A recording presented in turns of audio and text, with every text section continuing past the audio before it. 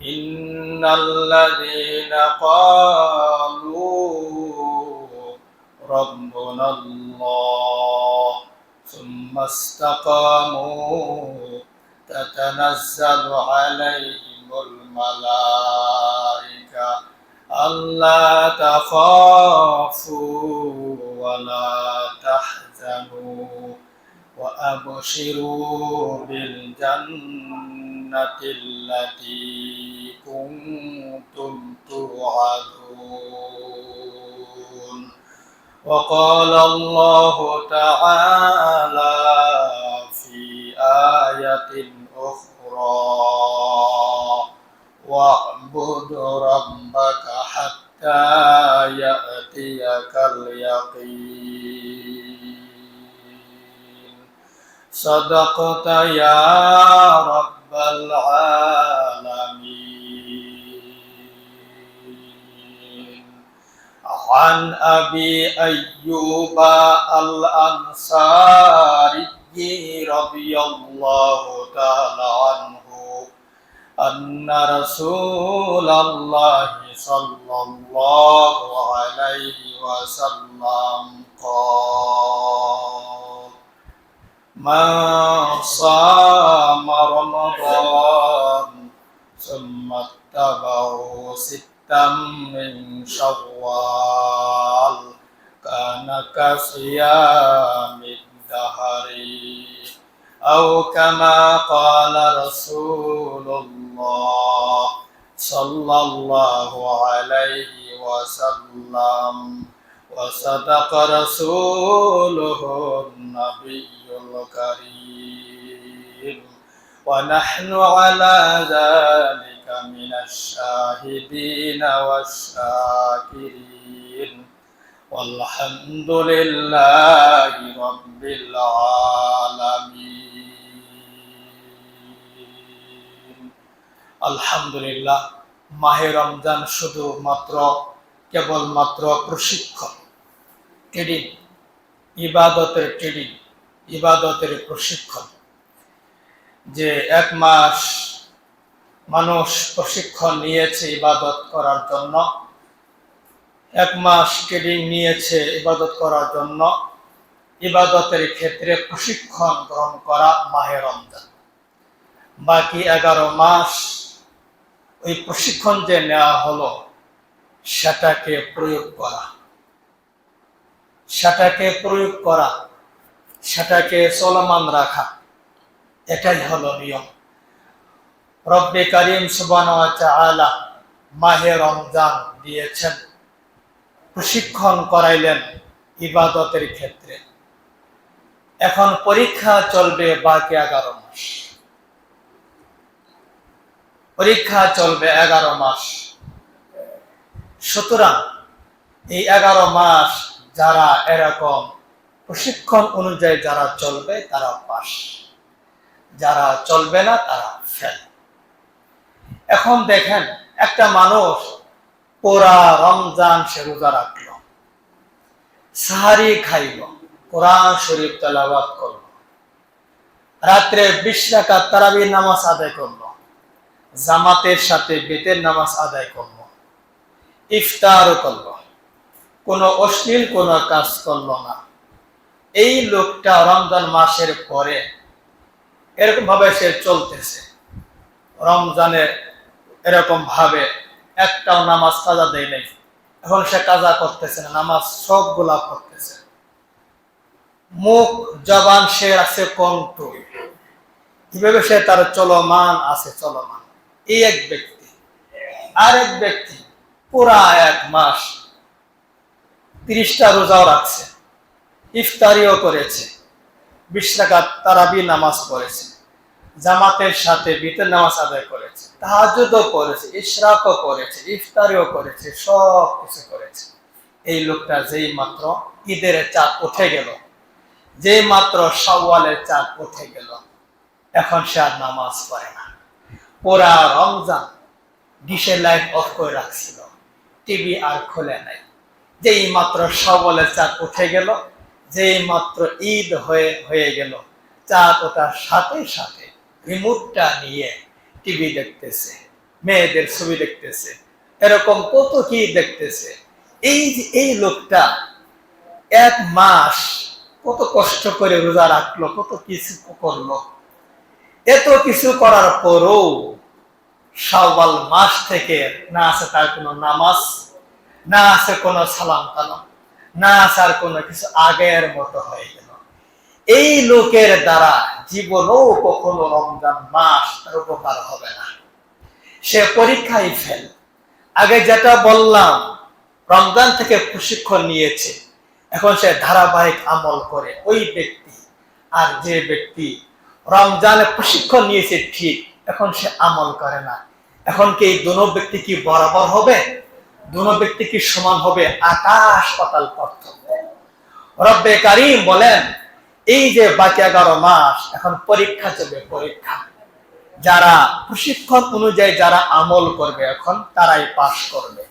সুতরাং যে ব্যক্তি প্রথম ছিল আমল করতেছে এখনো, সে পাস করেছে।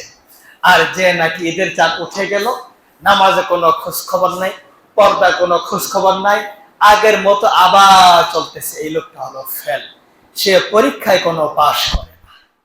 রব্বে কারীম তিনি ঘোষণা করেছেন, তিনি আয়াতের মধ্যে বলেছেন কি রকম ইবাদত করবা। রব্বে কারীম তিনি বলেন, ওয়া'বুদু রাব্বাকা হাত্তা ইয়াতিয়াকাল ইয়াকিন, ওয়া'বুদু রাব্বাকা হাত্তা ইয়াতিয়াকাল ইয়াকিন। প্রভুর ইবাদত করো, প্রভুর জন্য নামাজ আদায় করো, প্রভুর কুদরতি পায়ে সাজদা করো, প্রভুকে ভয় করো। কতক্ষণ? মৃত্যু পর্যন্ত। মৃত্যু আসা পর্যন্ত আল্লাহর দেওয়া হুকুমগুলো আমাদের মানতেই হবে। এই শাওয়াল মাস একটা পরীক্ষার মাস চলছে।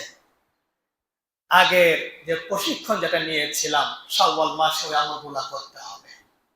রব্বে কারীম তিনি আর ঘোষণা করেন অন্য আয়াতে, ইন্নাল্লাযীনা ক্বালু রাব্বুনাল্লাহ সুম্মা ইসতাকামু তাতানাজ্জালু আলাইহিমুল মালায়েকা আল্লা তাখাফু ওয়া লা তাহজানু ওয়া আবশিরু বিল জান্নাতিল্লাতী কুনতুম তুআদুন। রব্বে কারীম তিনি ঘোষণা করতেছেন, ইন্নাল্লাযীনা ক্বালু, নিশ্চয় যারা বলবে, মুসলমান সে বলবে, কি বলবে? রব্বুনাল্লাহ,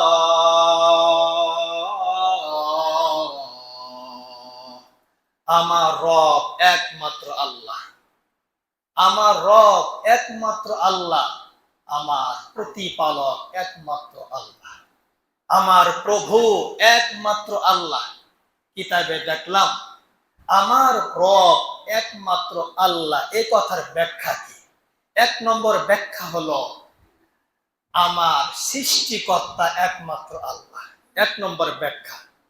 2 নম্বর ব্যাখ্যা হলো আল্লাহর হুকুমগুলো, আল্লাহ হলেন হুকুমদাতা। 2 নম্বর, আল্লাহ হলো হুকুমদাতা। 3 নম্বর হলো আল্লাহর হুকুমগুলো মানা। এই তিনটার সমন্বয় হলো রব্বুনাল্লাহ, আমার রব একমাত্র আল্লাহ। আল্লাহ আমার সৃষ্টিকর্তা, আল্লাহ হুকুমদাতা, আল্লাহ হুকুমকে মানা। তিনটার সমন্বয় হলো রব, আল্লাহকে মানতে হবে। সুতরাং একটা মানুষের যদি এরকম থাকে, আমার প্রভু একমাত্র আল্লাহ, আল্লাহ হুকুমদাতা, কিন্তু 3 নম্বরটা নাই, হুকুমগুলো মানা হচ্ছে না, তাহলে কিন্তু উনি এই আয়াতের মধ্যে তিনি পড়েন না, তিনি এই আয়াতের বহির্ভূত হয়ে গেলেন, তিনি এই আয়াত থেকে তিনি বাহিরে সরে গেলেন।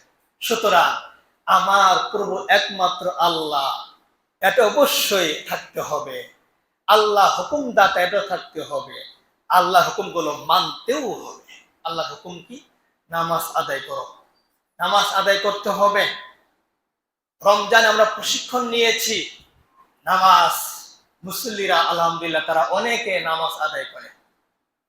রমজানে তুলনামূলক বিভিন্ন মসজিদে এরকম ভাবে বেশি মুসল্লির আগমন ঘটে, কিন্তু রমজানের বাহিরে, রমজান ছাড়া এরকম বাহিরে এরকম অন্য মাসে এরকম মানুষ আগমন ঘটে না। সুতরাং নামাজও আদায় করে না, আল্লাহর হুকুমকে মানা হলো না। আল্লাহর হুকুমকে মানতে হবে। যারা এই তিনটা জিনিস যাদের ভিতরে আছে, একমাত্র আমার সৃষ্টিকর্তা আল্লাহ, তিনি হুকুমদাতা, তার হুকুমকে মানা, যার ভিতরে তিনটা গুণ থাকবে।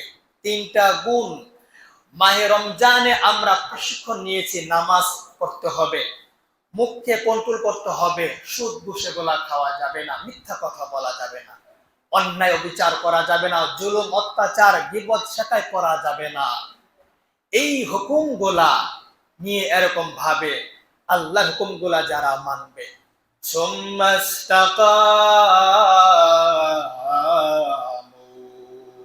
অবিচল থেকে অবিচল। রমজান দেওয়া হয়েছিল, রমজান থেকে শিক্ষা নিল বাকি 11 মাস, ওই আমল গুলার মধ্যে সে অবিচল রয়েছে, অটল রয়েছে। অটল কিরকম অটল? ওই যেটা বললাম, আমার প্রভু একমাত্র আল্লাহ, আল্লাহ হুকুমদাতা, তার হুকুমগুলোকে মানা। এই অটল যার ভিতরে থাকবে, অবিচল যার থাকবে বাকি 11 মাস,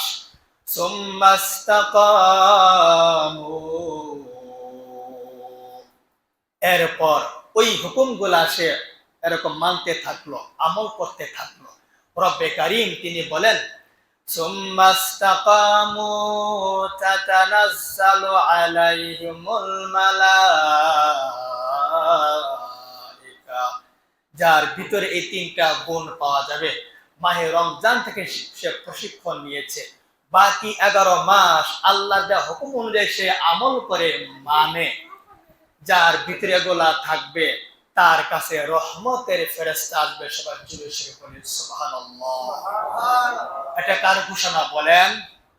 আল্লাহ পাকের ঘোষণা। সুতরাং রমজান মাস চলে গেছে, রমজান মাস চলে গেছে, রমজানে আমল করেছি, তার মানে এটা নয় রমজান মাসে আমল করা, বাকি 11 মাস আমল না করা, এটা নয়। জীবন চলতে থাকবে, আমল চলতে থাকবে, আমল করতেই থাকতে হবে। যারা আমল করতেই থাকবে, রমজান মাস থেকে শিক্ষা নেওয়ার পরে শাওয়াল মাস, নেক্সট টাইমে যতগুলা মাস আসবে, সমস্ত মাসগুলা আমল করতেই থাকবে। তাদের কি হবে? তাতানাজ্জালু আলাইহিমুল মালাইকা। তাদের কাছে রহমতের ফেরেশতা আসবে, রহমতের ফেরেশতা, রহমতের ফেরেশতা আসবে। রহমতের ফেরেশতা কোন সময় আসবে? যখন কেউ কারো পরিচয় দিবে না, কেউ কারো পরিচয় দিবে না। মৃত্যুর সময় পৃথিবীর বুকে কোন সন্তান মৃত্যুকে সহজ করতে পারে না, কেউ সহজ করতে পারবে না। মৃত্যুর সময় ফেরেশতা আসবে, রহমতের ফেরেশতা। সবাই বলি সুবহানাল্লাহ। কবরের মধ্যে একটাও থাকবে না, কিসের স্ত্রী, কিসের বউ, কিসের ছেলে, কিসের মেয়ে, সব গেছে, একটাও নাই, একটাও নাই। 1 বছর দুঃখ করবে, এরপর কেউ কাঁদবে না, সব শেষ, সব শেষ। নামটা থাকবে কার ছেলে, মুখে ছেলে, এরপর কিচ্ছুই নাই, কিচ্ছুই নাই, কিচ্ছুই নাই, কিচ্ছুই আর নাই। ওই কবরের মধ্যে রহমতের ফেরেশতা আসবে। হাসরের ময়দানে কেউ কারো পরিচয় দিবে না, কেউ কারো পরিচয় দিবে না। এত শুধু আমরা বলি কেউ কারো পরিচয় দিবে না। সাধারণত ভূমিকম্প হয়, ছেলেকে রেখে দৌড় দেয়, আগে নিজের জান বাঁচায়। এই যে দুনিয়াতেই তার প্রমাণ, হাসরের ময়দানে কিসের? এটা তো সাধারণ ভূমিকম্প, এর চেয়ে কত ভয়াবহ কি হবে কল্পনাহীন। ওই মুহূর্তে রহমতের ফেরেশতারা আপনাকে সহযোগিতা করবে। আল্লাহ পাক বলেন, তাতানাজ্জালু আলাইহিমুল মালাইকা।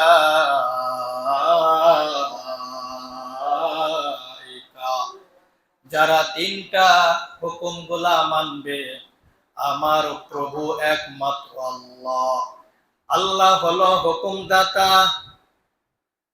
3 নম্বর হলো হুকুমগুলো মানা। আল্লাহ তাআলা বলেন, তাতানাজ্জালু আলাইহিমুল মালাইকা। আল্লাহ তাখাফু ওয়ালা তাহজানু ওয়া আবশিরু বিল জান্নাহ। মৃত্যুর সময় ফেরেশতা আসবে, মৃত্যুর সময় ফেরেশতা আসবে, আসিয়ে এরকম ভাবে সাহস দিবে, সাহস, তোমার সামনে কোনো চিন্তা নাই, আজরাইল আসুক, কোনো সমস্যা নাই, আমরা তোমার সঙ্গে আছি। আজরাইল আস্তে করে তোমার জানটা কবজ করবে, ও তোমাকে কোনো ভয় দেখাইতে পারবে না, আমরা রহমতের ফেরেশতা তোমার সঙ্গে আছি, তোমার কোনো ভয় নেই, তোমার কোনো ভয় নেই। আল্লাহ তাখাফু, তোমার কোনো ভয় নাই, তোমার কোনো ভয় নাই। আল্লাহ তাখাফু ওয়ালা তাহজানু, অতীতের কোনো দুঃখ থাকবে না, দুঃখ থাকবে না। গরিব ছিলাম, চিকিৎসা করতে পারি না, এই দুঃখ আর থাকবে না। গরিব ছিলাম, ভাত খাইতে পারি না, এই দুঃখ থাকবে না। এগুলা দুঃখ বলতেই থাকবে না, সব দুঃখ শেষ, মুহূর্তের ভিতরে সমস্ত দুঃখ শেষ। টাকা বাদে গেছিলাম, অন্যদের কাছে টাকা হালাত চেয়েছিলাম চিকিৎসার জন্য, আমাকে দেয় না, এই দুঃখ থাকবে না। সমস্ত দুঃখ মুহূর্তের ভিতরে শেষ, মুহূর্তের ভিতরে নিমিষে শেষ। আল্লাহ তাখাফু তাতানাজ্জালু আলাইহিমুল মালাইকা আল্লাহ তাখাফু ওয়ালা তাহজানু, আমরা রহমতের ফেরেশতা আসছি তোমার মৃত্যুর সময়, তোমার মৃত্যু কোনো কষ্ট হবে না। আমরা আজরাইলের সঙ্গে কন্টাক্ট করে আসছি, আজরাইল আসবে বটে, তোমার শুধু জানটা কবজ করে নিয়ে যাবে, তোমার কোনো কষ্ট হবে না, তোমার কোনো চিন্তা হবে না, আমরা তোমার সঙ্গেই থাকবো, তোমার কোনো ভয় নাই, তোমার কোনো ভয় নাই, ভবিষ্যতে তোমার কোনো ভয় নাই। এখন তোমার জানটা কবজ করবে, একটু পরে তোমার আত্মীয় স্বজন তোমাকে মাটির নিচে পুঁতে রাখবে, ওই কবরও আমরা তোমার সঙ্গে থাকবো, কোনো ভয় নাই। সামনে কোনো এরকম তোমার কোনো ভয় থাকবে না, ওই যে প্রশ্ন করবে, কোনো চিন্তা করিও না, কোনো ভয় নাই, কোনো চিন্তা করিও না, আমরা এই প্রশ্ন উত্তর গুলা আমরা নিজেরাই রেডি করে রাখছি। সবাই বলে সুবহানাল্লাহ। আল্লাহ তাখাফু ওয়ালা তাহজানু, আমরা ফেরেশতা আছি, কোনো চিন্তা নাই, কোনো ভয় নাই, কোনো ভয় নাই, কোনো ভয় নাই। এখন তোমারে আমরা সুন্দর করে ঘুম লাগা দিয়ে যাবো, তুমি কিয়ামত পর্যন্ত তুমি শুধু ঘুমাবা, আবার হাসর হবে না, ওই সময় আবার আসবে, ওই সময় তোমার কোনো ভয় নাই। তোমার আমলনামা ডান হাতে বসে আসবে, আমরা ফেরেশতা তোমার সঙ্গে আছি, তোমার সঙ্গে আছি, তোমার আমলনামা গুলো ডান হাতে আনে আমাদের দায়িত্ব। শুধু তাই নয়, ওয়া আবশিরু বিল জান্নাতিল্লাতী কুনতুম তুআদুন, হাসরের ময়দানে বিচার হবে, মামলা দায়ের করা হবে, কঠিন থেকে কঠিন বিচার করা হবে, ওই দিন জান্নাত জাহান্নামের ফয়সালা হবে। আমরা রহমতের ফেরেশতা তোমাকে সুসংবাদ জানাই দিলাম, জান্নাত তোমার জন্য, জান্নাত তোমার জন্য। ওয়াবাশিরু বিল জান্নাতিল্লাতী কুনতুম তুআদুন, যে জান্নাতের কথা তুমি দুনিয়াতে শুনে আসতেছিলা, কিতাবের মধ্যে পড়তেছিলা, কোরআন শরীফের মধ্যে পড়তেছিলা, আলেম ওলামাদের মুখ থেকে তুমি শুনতেছিলা, ওই জান্নাত তোমাকে সুসংবাদ দিলাম, তুমি অবশ্যই তুমি জান্নাত পেয়ে যাবা। সবাই বলে সুবহানাল্লাহ। সুতরাং আসুন, মাহে রমজান থেকে আমাদের প্রশিক্ষণ, কিসের প্রশিক্ষণ? বাকি 11 মাস আমাদের পরীক্ষা চলবে, আমাদের পরীক্ষা চলবে। মাহে রমজানে আমরা যেভাবে নামাজগুলো আদায় করেছি, ওই নামাজগুলো এখন আদায় করতে, 5 ওয়াক্ত নামাজ, জবানকে কন্ট্রোল করতে হবে, কন্ট্রোল। এই শাওয়াল মাস, মাহে রমজানে আমরা 30টা রোজা রেখেছি, বলি সবাই বলি আলহামদুলিল্লাহ, যাকে বলা হয় সিয়ামে রমাদান, রমজান মাসে রোজা। শাওয়াল রোজা আছে, সিয়ামে শাওয়াল, শাওয়াল মাসে রোজা। আমরা অনেকেই শুনেছি যে 6টা রোজা, এই 6টা রোজা এক সাহাবী তিনি বর্ণনা করেছেন, খুব ভালো করে বর্ণনা করেছেন, আবু আইয়ুব আনসারী রাদিয়াল্লাহু তাআলা। তিনি নবীকে কি পরিমাণ মহব্বত করেন। আন আবি আইয়ুবা রাদিয়াল্লাহু তাআলা আনহু قال عن أبي أيوب الأنصاري رضي الله تعالى عنه أن رسول الله صلى الله عليه وسلم قال এই হাদিসের মধ্যে আবু আইয়ুব আনসারী রাদিয়াল্লাহু তাআলা আনহু তিনি রিওয়ায়াত করেছেন। আবু আইয়ুব আনসারী অনেক আমরা শুনেছি যে যখন পয়গম্বর মদিনায় যান, মদিনায় যাওয়ার মুহূর্তে প্রথম মেহমানদারি থাকার ব্যবস্থা এই আবু আইয়ুব আনসারী তিনি করেছেন, বলি আলহামদুলিল্লাহ। ওই সাহাবী তিনি হাদিসটা বলেন। শুধু তাই নয়, কিতাবের মধ্যে দেখলাম আবু আইয়ুব আনসারী রাদিয়াল্লাহু তাআলা আনহু তিনি নবীজি যখন মদিনায় হিজরত করে আসেন, তিনি প্রথম তো মেহমানদারি করেন, থাকার ব্যবস্থা করেন। নেক্সট টাইমে হিজরত করার পরে এরকম ভাবে নবীজি তার বাসায় ছিলেন, বলি আলহামদুলিল্লাহ। নেক্সট টাইমও পয়গম্বর তিনি এরকম ভাবে আবু আইয়ুব আনসারীর বাসায় ছিলেন। ওনার বাসা ছিল দুই তালা বাসা ছিল, নিচতলা উপরতলা, নিচতলা উপরতলা। কি পরিমাণ তিনি পয়গম্বরকে মহব্বত করতেন, কি পরিমাণ ভালোবাসতেন। পয়গম্বরের জন্য নিচে রুমটা একদম খালি করে দিছে, যে পয়গম্বর আপনি নিচে রুমে থাকেন, আমরা উপরে থাকি। পুরা রুম খালি করে দিছে পয়গম্বরের জন্য, তিনি থাকা আরম্ভ করছেন।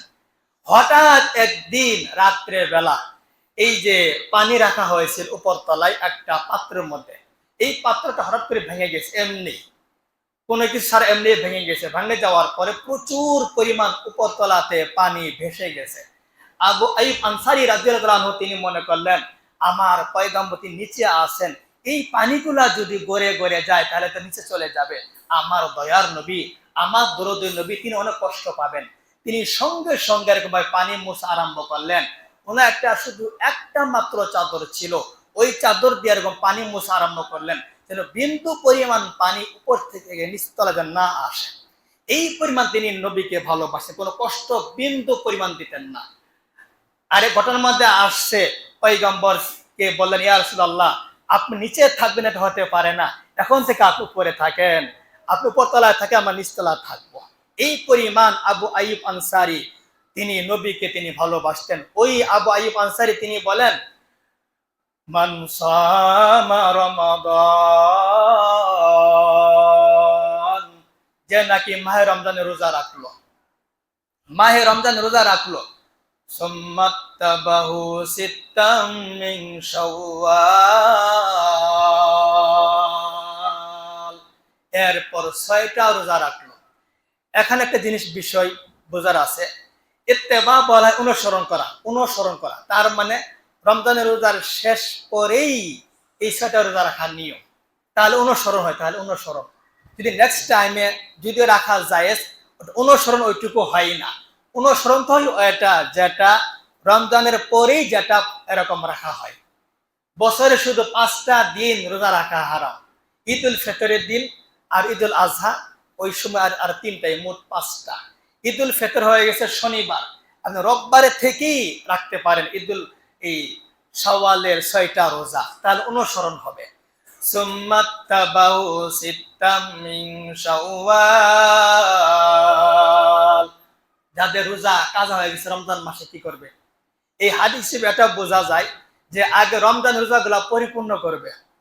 যদি কারো অসুস্থতার কারণে রোজাগুলো না রাখতে পারে, এখন রাখতে পারে, তার জন্য কর্তব্য হলো আগে কাজা রোজাগুলো আগে আদায় করবে, কাজাগুলো আগে আদায় করবে, পরে এই যে শাওয়ালের রোজা আদায় করবে।